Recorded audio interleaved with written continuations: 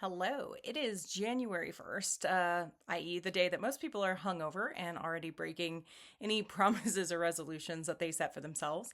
But I want to talk about just a couple things. The first is there's this notion of having a word of the year. And I file this under the category of things I didn't have as a child that now seem like super important. But it's a bit of fun. Last year was the first time I actually chose a word of the year and thought about how I wanted to proceed, and I chose the word deliberate, which worked really well for me. I thought it was a little bit better than intentional, which feels very overused right now. But I wanted to do things in a strategic and deliberate way, and I think I did. And I think it was the first time I had a word that kind of stayed with me throughout the year and didn't get ignored by January 2nd. This year I have a similar word, and it is curate. And if I'm going to kind of merge the two together and do a sequence, it would be to deliberately cultivate blank, right? Like my life in general, but also a lot of the projects and things that I'm responsible for. But I'll talk more about that maybe in a later video. Today, I just wanted to share a quick hit on some of the things that I'm going to continue to hate on. I will continue to despise into 2026. I'm not embracing the things I disagree with or hate. This is my haterade list, if you will, and I will not be taking questions because these are the things that I don't want to see in 2026. The first is a video with irrelevant footage, like somebody like sipping a coffee as they walk by the camera and then being like, see caption for like a 5,000 word essay. They only do that so you have to stop and try to read the caption, which you can't read with text over the video, while their stupid video loops in the background getting more and more hits. Hate that, not falling for it, no more. The second thing is Facebook in general, but specifically anytime you try to watch a reel and then they put ads over the reel so you can't actually see the video of the thing you were interested in the first place. Overall, screw Facebook.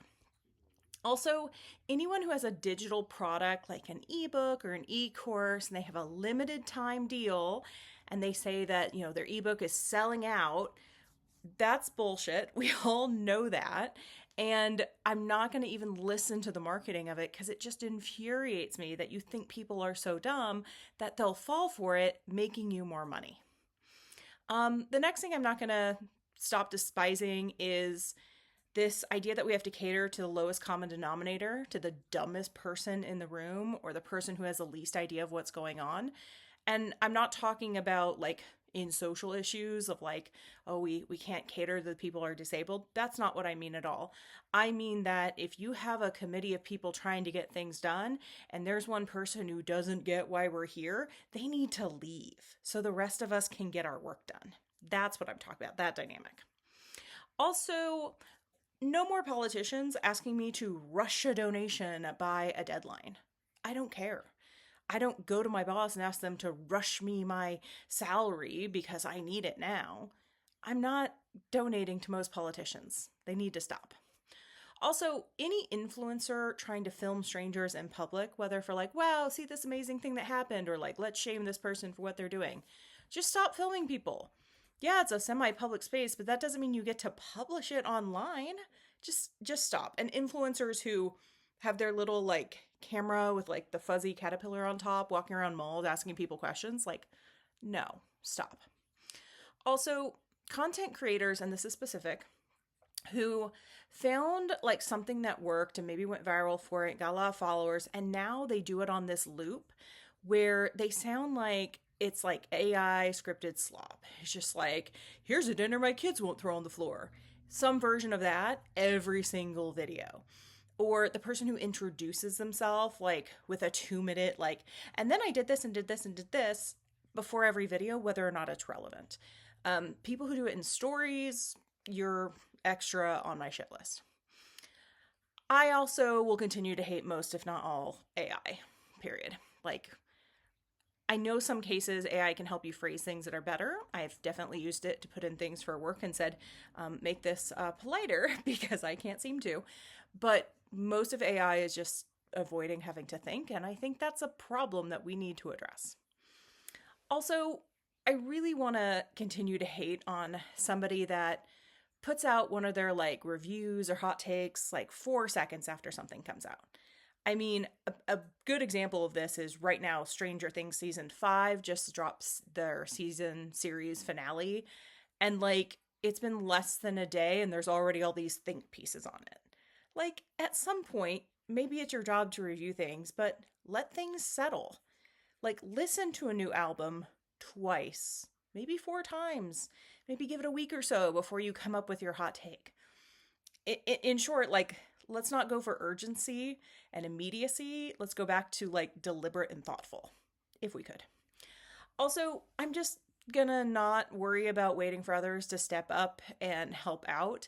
If we are building communities and doing it deliberately, we have to be the change makers because let's face it, a lot of people benefit from things not changing from the status quo. Is the nicest way I can say that.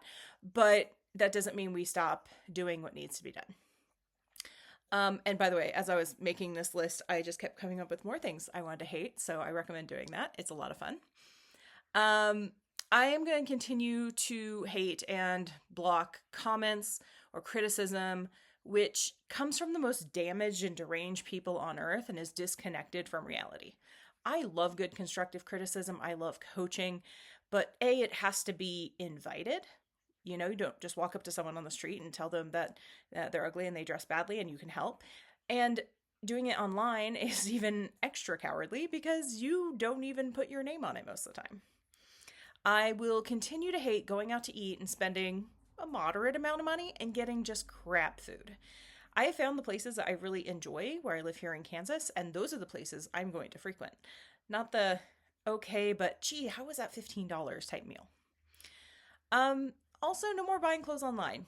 I've just decided as I've decluttered my closet and gone through things that all of my favorite clothes are the things that I tried on in person or bought in a store, and the things online never hold up the way that they should or work in the beginning the way that I thought they would. So I've just given up. Like, I'm not going to buy clothes online or shoes. It's just silly. Why would I do that to myself?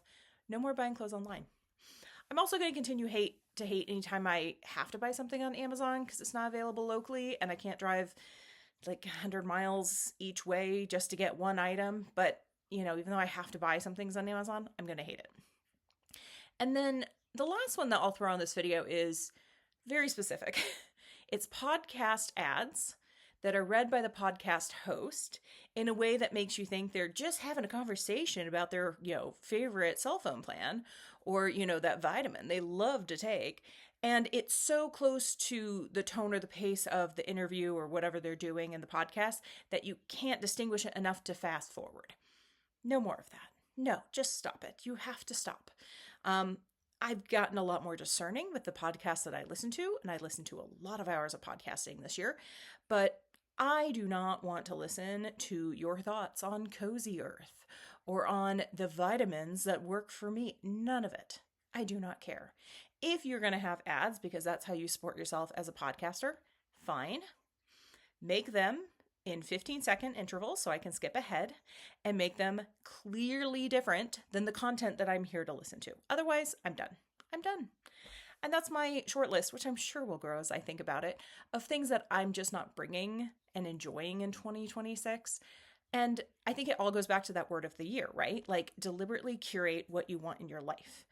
Deliberately consume the media, whether it's from, conglomerate or a local podcaster. Really consume the things that are valuable to you and get rid of the rest. Because there's not a lot of time. And I know I at least spend a lot of it online, whether that's for work or for fun. But it's got to be better than what we've been experiencing. Because what is out there right now is a lot of slop. And yes, I will blame AI for that. But I also think that the more that we use tools that cheat us out of the essential project of thinking, the lazier we become. And that's how we get reaction videos of reaction videos of reaction videos where someone's just on the screen going, ha, ha, ha, ha, ha, as if they're adding anything except taking up half of the screen space from the actually funny content that people want to see.